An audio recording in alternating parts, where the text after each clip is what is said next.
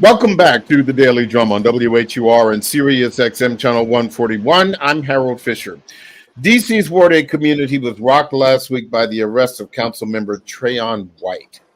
While the legal drama plays out in the coming weeks and months, there are lots of questions and uncertainty within the community. A town hall meeting is taking place tonight calling for hope and healing for Ward 8. My guests are Attorney Malik Shabazz, Iman Akbar, and Stephen Hall, all of them part of the Black Men's Movement. Gentlemen, thank you so much for entertaining me with a few moments as we talk about this really important conversation. Before I get started, I need to just kind of explain to our listeners exactly what's going on for those who may not know. And of course, Trayon White, he represents Ward 8 in the district, what we call east of the river. He was arrested by the FBI on August 18th. He is accused of taking some $15,000 in bribes, allegedly to help steer government contracts. And I'm sorry, that's more than $155,000 in bribes. That's the accusation, to help steer government contracts. He is born and raised in Southeast. He's been on the DC Council since 2017.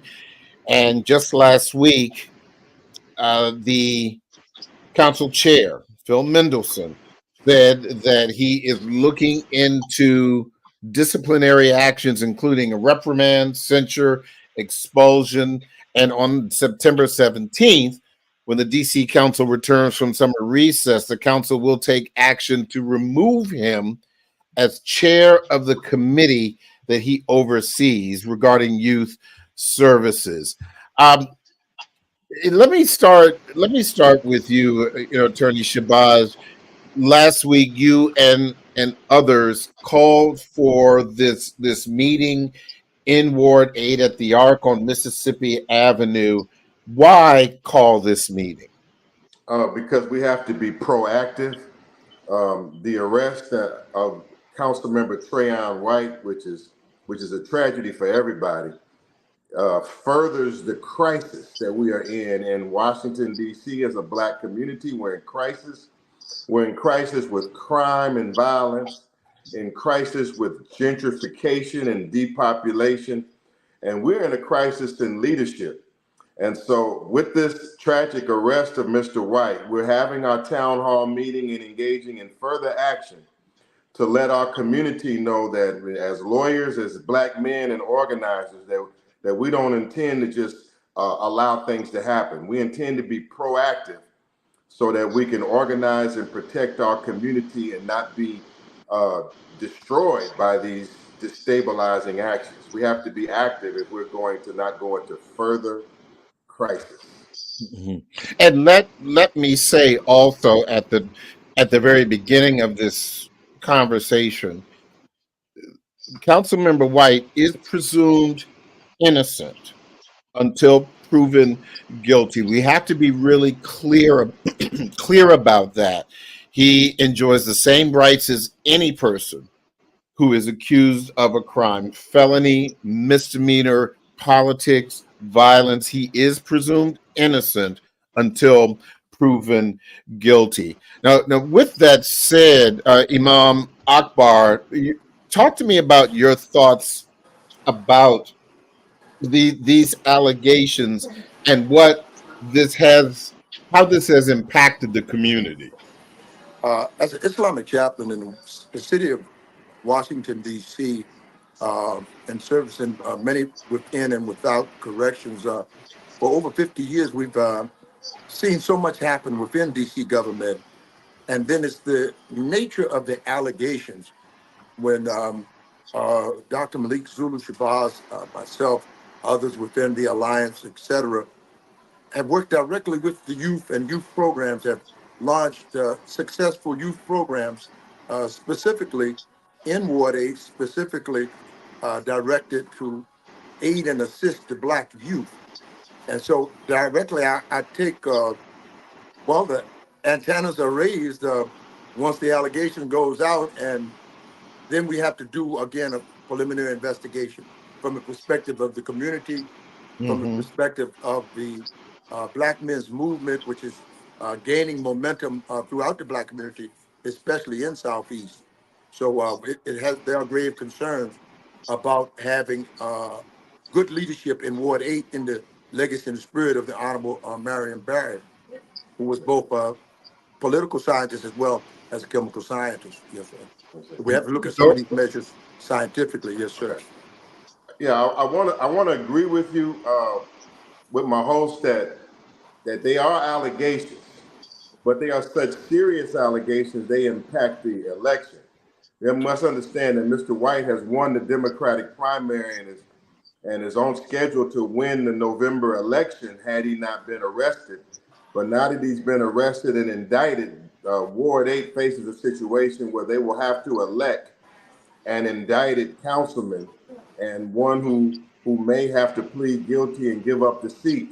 And so the reality is that even though there's just a probable cause and there's serious allegations in the affidavit for probable cause, that the whole political seat is now it's up for grabs, and the future of Ward 8 is up for grabs at this point in time, and that's the reality. That's the tragic reality of what we face. That Ward 8 must decide its political future, whether they're going to go with Trayon White. He's done a lot of good deeds. We want to be clear. He's done a lot of good deeds, but he's also indicted, and there's some serious evidence on the table against Mr. White. yeah.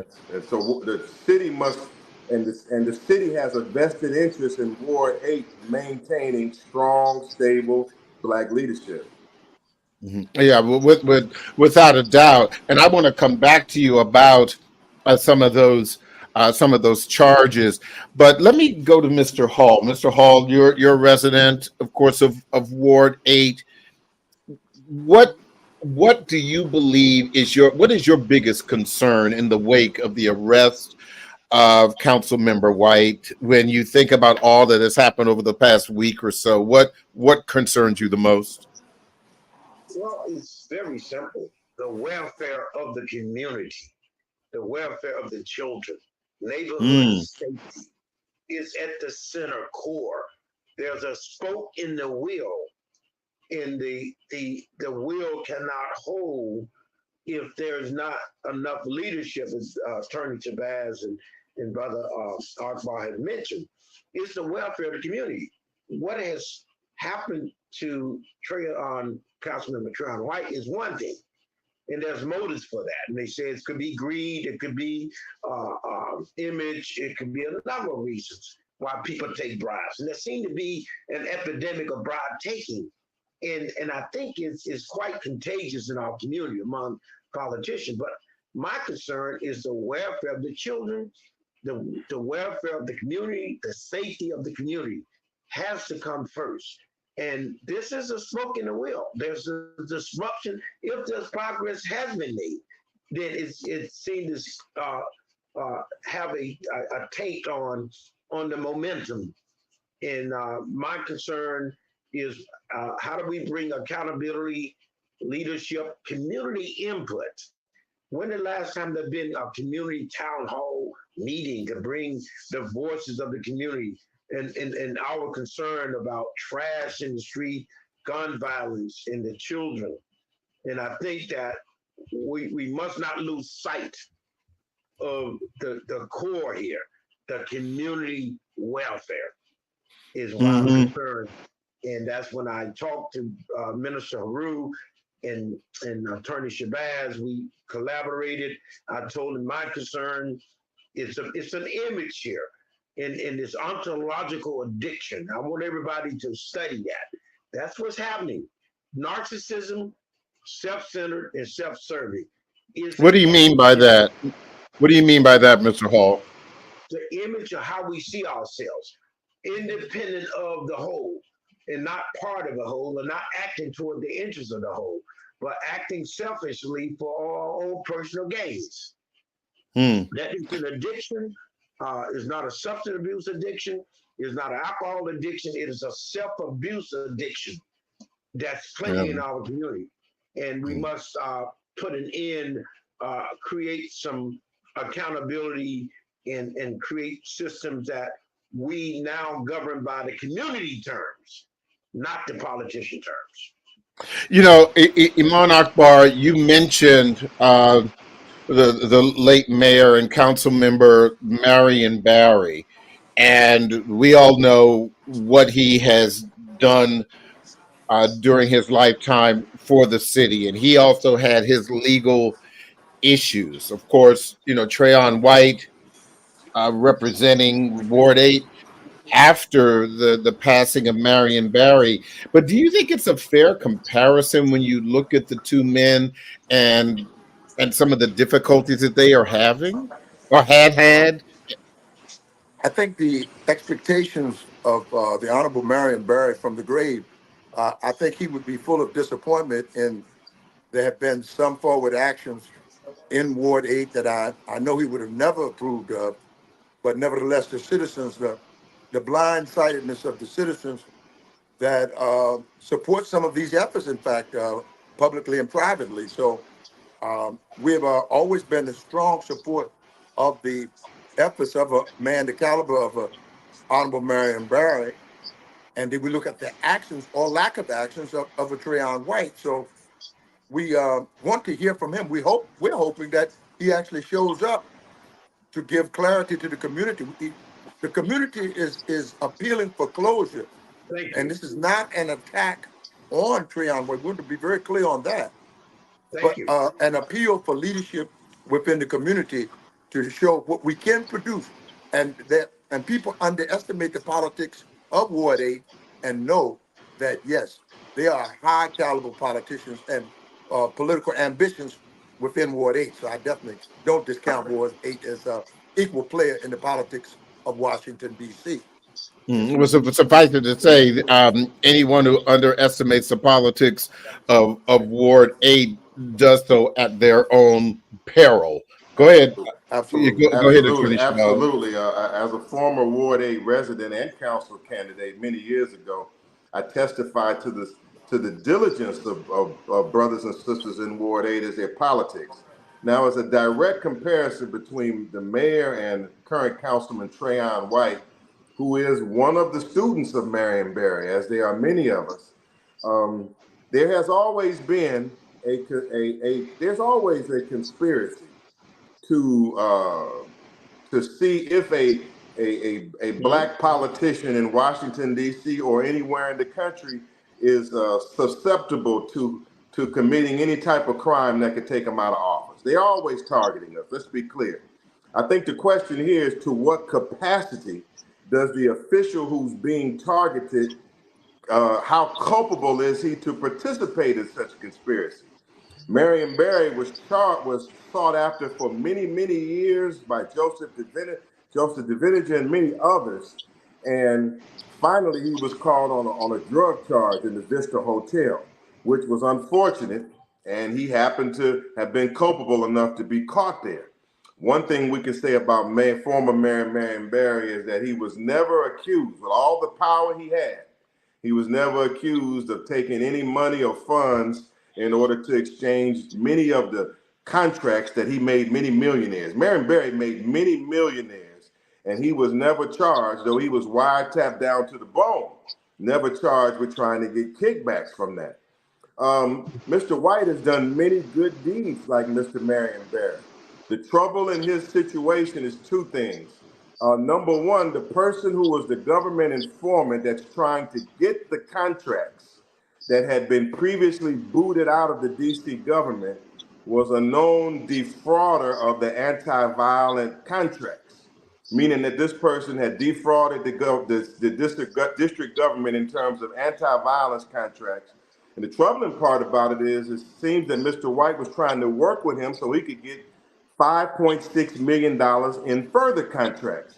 Hold that point. Don't forget your point, because I've got to take a really short break, and I want you to finish your point on the other side. Don't forget, you can hear this in every edition of the Daily Drum Insight segment via podcast on WHUR.com. The original Quiet Storm is next on WHUR. I'm Harold Fisher. This conversation continues on Sirius XM channel 141 in just a few seconds.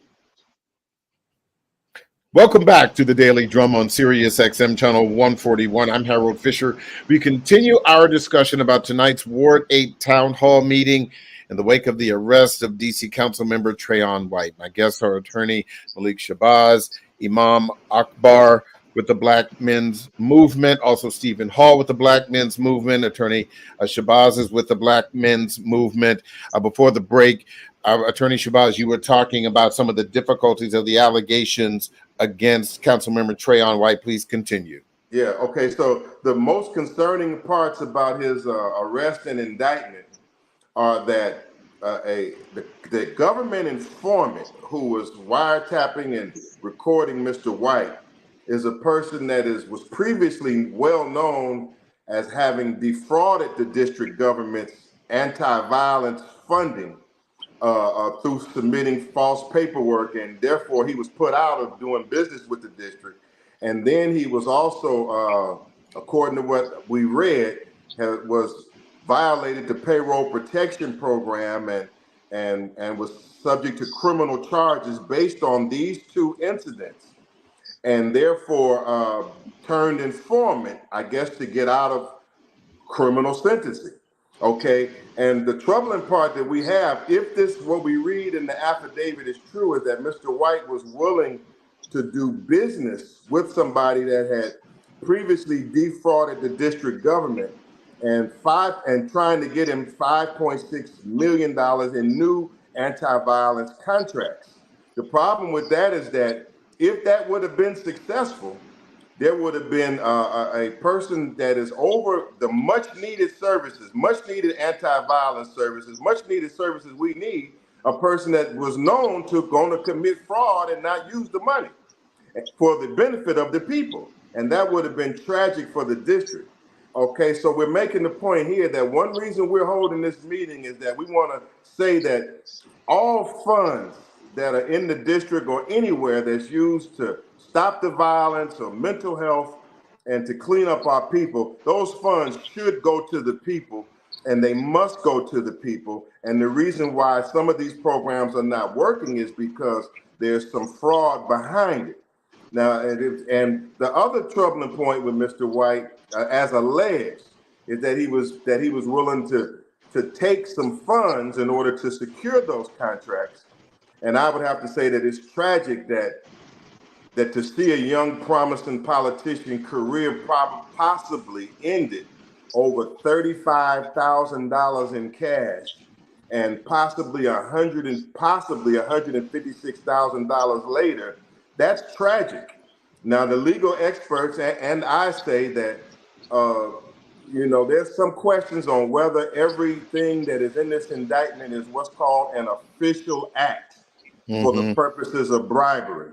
But it appears to be that telling whatever agency head, which is confidential in the affidavit, telling the agency head that if you want my support to maintain your agency head, I'm assuming they're talking about the DYRS head, that if you want to maintain it, I'm one of 13 members that will not be voting for you. That seems to be using an official act. But other things that they say that Mr. White did, arranging meetings for this informant or businessman, may not be official acts. So at one point he may go to trial, and he may go to trial, or he may not, or he may be found guilty or not. But right now, the political, as an indicted councilman, the political situation is in peril, and we have to look out for the best interests of the Black community. Let me ask you all this. I'll start with you, Mr. Hall. Let's zoom out for a moment, all the way out to the impact of not only this, but also, as you know, our former ANC Commissioner Clayton Rosenberg was sentenced to 5 years in prison for wire fraud. And the biggest, during this really, really important political year, that there's a lot of discussion about DC statehood. But you may have others who are on the outside looking in, who are essentially say, well, hey, look, Rosenberg is in prison. You got a council member who is indicted, and once again, could that be used as another reason not to seriously look at statehood, Mr. Hall? We may have to try to get him back. Imam Akbar. Yes, DC has looked at statehood from the time of the early days of the career of Eleanor Holmes Norton, the Senate representative, and they have been unilaterally just denied. There's been no real serious advocate from the Senate or the congressional level, and certainly no president has addressed it properly. So therefore, there's been very little to no support in the way of making monumental gains for the idealism of statehood. And therefore, we rest at the GOP as they got in power. One of the very first things they did was to nullify the vote of the seat of Eleanor Holmes Norton. And by people being a little non-political, they tend to think that DC is a state. They'll go DMV. Well, they're really talking about Delaware, Maryland, and Virginia because of the fact that DC is absolutely not a state. So given the political backdrop, there's little power that has been ushered in the way of giving DC visibility, or again, giving DC a vote on the issues that are of concern to the citizens. And they took away many of the support networks influencing the vocational trades, for instance, or taking away the home economics for as a program. They saw DC make the monumental gains, and a young person in high school level, junior high, could have 2 or 3 trades a few years ago. And now they maybe are classing that same person as a Dulles crown in the box. So Well, but Imam, if I may, I'm talking about the broader optics here. Certainly we could, really kind of get down into the weeds, but I'm just talking about those people who have worked, as you said, diligently not to give DC statehood. And then we are in a new political year. And, there are, as you both know, there are forces out there that will look at anything not to give DC statehood, whether it has to do with public safety, whether it has to do with corruption. And that's what I'm talking about. Do these optics, Imam, cause more problems for DC as it continues to slowly, step by step, try to obtain statehood? Yes, sir. Well, I'm over 70 years old. I've been monitoring presidents from Truman, Eisenhower, basically to this hour. You saw Ronald Reagan. You saw the Bush, the Clintons, Bush, as well as the Obamas. I think they more leaned on the Obamas and Clintons to give a nod or to give some public statement on statehood that would be effective, and they have all treated the issue the very same across. There's not an ink stain in Washington, D.C. right now for us, especially for the Black community, but again, for D.C. as a state. And we are leaning towards getting Bannekerville as a state, getting it some things changed, because Washington was not the starry crown that everybody has alluded to. So there are many political ambitions in Washington that have gone unattended. We are at the point of criminal neglect now by all offices. And Attorney Shabazz. Let me say one thing criminal here. neglect would The put it in a allegations. proper perspective. Yes, sir. But let me chime in here and say that the allegations against the indictment and the charges against Trayon White, to me, do not at this point harm the district's aspirations for statehood. Simply because Muriel Bowser is the leader of the city, and she has a certain leadership respect with the Congress, and she's pretty much got the district in the best position that it could be in if it ever were going to gain statehood. This is a nasty mark on the district, but it depends on how Ward 8 and the district handles this situation. and depends on how much it will weigh on statehood. I believe that this is an opportunity for the district and for everybody to say that that violence is a problem, and that violence amongst our youth is a problem, and that we're serious that every dollar that's coming in on a state and federal level actually reach the streets and reach the kids and reach these goals that they're trying to get to. I mean, if we take that kind of proactive position, that if you're doing contracts in the district, there's no corruption or bribery, and that you must do the services and you must help the youth and reach the goals of your human care agreement, then I think this could be a step forward rather than backwards. Let me ask you this, Attorney Shabazz.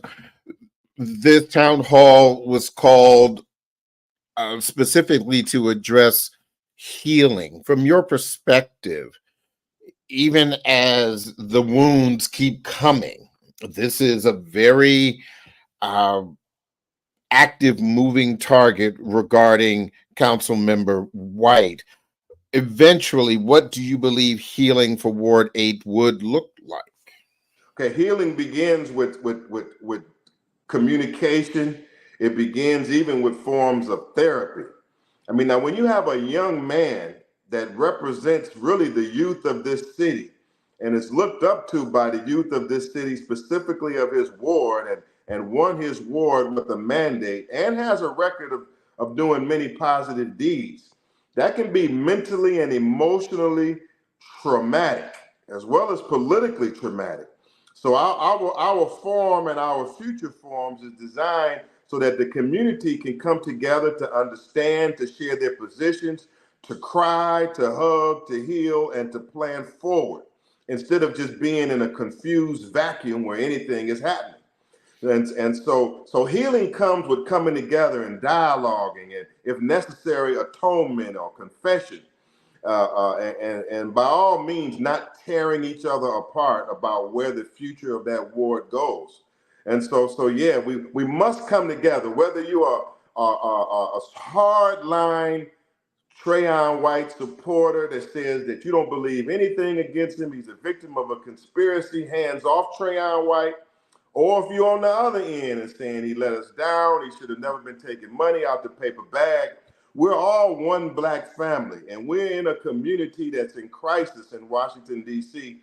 So that's why we're at the ARC, and that's why Black Men Movement and Attorney Shabazz is saying let's come together to talk, to therapy, to heal, and to plan, because we cannot go backwards. We got to go forward. Imam, talk to me about what you believe could come out of this, because Attorney Shabazz said something really important at the beginning of the conversation, that Trayon White, he won the primary. He's on the ballot in November for re-election. Prior to this, he had no serious opposition from the Republican side, but now we're in a position where you have some people who are going to be running as a write-in candidate. No matter who you decide to vote for, do you believe that this incident with Councilmember White be a motivating factor to get more people to exercise their right to vote in Ward 8? Well, I believe the situation now is entirely in the hands of we the people, the voters of Ward 8 are definitely at the test. And now, how are we going to behave in the face of an opportunity to manage our politics for ourselves? It's been the advice of the Honorable Haji Malik Shabazz, Malcolm X, of Honorable Dr. Martin Luther King Jr. to manage the justice, the peace, the wisdom, the knowledge, to manage the affairs. Even told us to take our economics in our own hands. But now we must take the politics of Ward 8 and manage it for ourselves. I am a resident of Ward 8, and I'm a long time I'm a member of the Concerned Citizens, as well as the Black Man's Movement and the I think the conference tonight at the Mississippi location there at the ARC, a beautiful theater, and again, the mindset of those that were wise, as Marion Barry, and wise as Corps Master Barry, put the tennis and put the theater right there where the citizens can become involved in the great aspirations of the city to build infrastructure and to get momentum. And this is what we must do as citizens. It's the responsibility of every citizen to manage the politics with your own hands. Again, the instructions directly from Dr. King, directly from Malcolm X, directly from Fannie Lou Hamer, Barbara Jordan, Shirley Chisholm, all of those great ones, including Eleanor Holmes Norton, and may the blessings and peace be upon our beloved sister from Texas, Sheila Jackson Lee, and others that were inspired who were slain in the person of Ron Brown, in the person of our So, but beloved let brother let Mickey, me let Mickey Lee. but Iman, Mickey Lee. I don't want to get lost in my question. My question simply was: this is a crisis in Ward 8, okay? And you and I are old enough to know the importance of all of those people. But Ward 8 has a lot of young people there who may not necessarily be civically active, but are eligible to vote. And my question is, does this crisis, do you believe it has the ability to activate those people who otherwise would not vote for DC Council to do so? Yes, I believe it has activated and motivated many potentially new voters of Ward 8 to bring about a difference. I think when you do things differently, you get different results. And I think that many of them are self-determined to do things differently in Ward 8, and many of them are getting different results. And I think it will be an increase. I think we're in store for a great surprise come September. I'm very Attorney confident. Shabazz? My two Very cents. confident. Whoops. Thank you. We may have lost it. Attorney Shabazz, I think we lost you. We'll pick you back up when you come in. Mr. Hall, you came back. Thank you so much. We were able to get you back. What impact do you believe this crisis will have on voters in Ward 8? Because as you know, and as I mentioned before we lost you, Trayon White won the primary. He's on the ballot for November 5th. He could, if he wins, but the DC Council removes him in December, there's going to be the need for a special election. Well, I think, again, the welfare of the community, the welfare and safety of the community must come to the center. The leadership drives that community to, the influencers, the political drivers, the political beneficiaries of it. We must debrief. If we're going to increase voter participation, we must have town hall meetings in teach-ins, like in the 60s, vocals. Just let me give you a tidbit right quick. Go ahead. Under the mayor's office for neighborhood safety and youth development, right? There's only $150,000 of grant money, and they gave it to 30 small organizations. What can $150,000 do to put a bite into the crime in the illiteracy in our community? That's an insult. Then they got these other big pots of money under the request for application. Now it used to be called request for proposal, the 5.2 million that you don't even hear about. So they only gave tokens to the community, $150,000, $5,000 grant, mini grants. What can an organization do with a mini grant? I remember that. I think I want to say this. Yeah, go ahead, Attorney Shabazz. Okay, I want to say that the future, if you're asking the question about will this crisis with Councilman White lead to greater participation by young people in Ward 8, I think we're going to get a determiner tonight. And I think it depends on Ward 8. Now, Ward 8 is usually known for running a lot of candidates in a crisis like this. If a crisis like this happens, 40 people will come out and say, I'm the new write-in candidate, and you have factions and confusion. What we're praying that Ward 8 does tonight is that they move away from factionalism and the different groups and entities come together to come with a remedy to this crisis. They may come together tonight and say that Trayon White is the modern Marion Barry, and we're going to back him despite these charges, and we're going to back him in November, and we're going with him all the way, all the way. Even though I haven't heard Trayon White or his attorneys come out and say that this is all a conspiracy, it's all entrapment. They could say that. Or they could say the Trayon White people could come together with the other people. I think Councilman Sam Adolfo ANC brother Adolfo, and there's another man talking about running for write-in.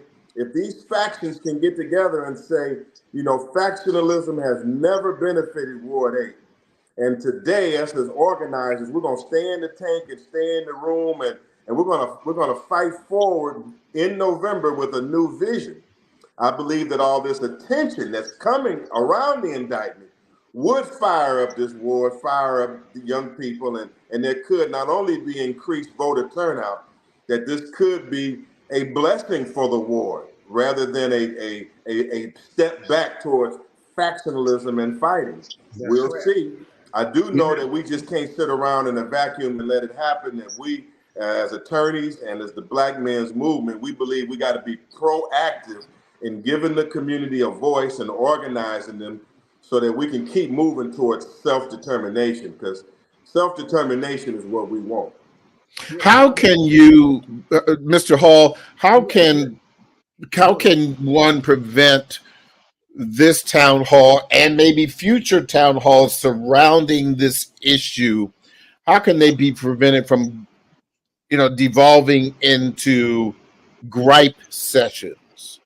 Well, again, the community must come together to create the terms of engagement, not the politician. So the community has voices, Attorney Malik said. If we are just relying on the leaders to have the voice and create the terms, then the community is left out. It becomes a stepchild to the political process. The community must continuously engage, and that has not happened in Ward 8. After they engaged during the election, the campaigning, then once the incumbent or the new that's elected goes in office, you hear nothing about briefings about where's the funding that community should be going after. When is the community interest, childhood interest, the children's interest going to be at the heart of the wheel? And if we don't engage in that activism, as Attorney Malik is saying, teaching, debriefing, we got mental health, we got post-traumatic slavery disorder that's impacting the image and it continuously passed down from generation to generation. We don't have the terms of all engagement. They must be from the community, not the politicians. I only have a few minutes left, but I wanted to wrap this up with a comment from each of you. I'll start with Imam Akbar. When you're looking, beyond tonight's town hall, just share a few thoughts about just trying to address this issue in Ward 8. Well, from my heart, I would just make an appeal to every citizen in Ward 8, and especially to all of the voters and the participating active voters that get up and go to the polls, to go out and make a difference. Come this November, do your write-in strong. Or if you support Trayon White, then support him strongly all the way, like I said, to the gallows. But if you are looking for new, fresh bread, then I suggest that you get with the new, fresh bread and support that leadership strongly so we can be solid citizens once again in Ward 8. Thank you so much.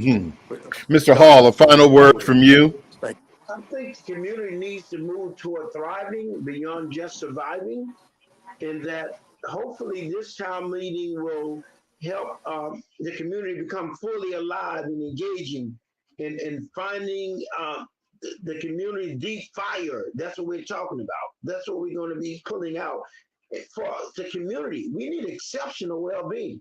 We need to incite enthusiasm and, Yeah. and living in a great total spirit in the interest of the community and the children. It's ironic that the council member was heading neighborhood safety and crime initiative, but then you get caught around the hot dog stand eating a hot dog, just staying around it too long.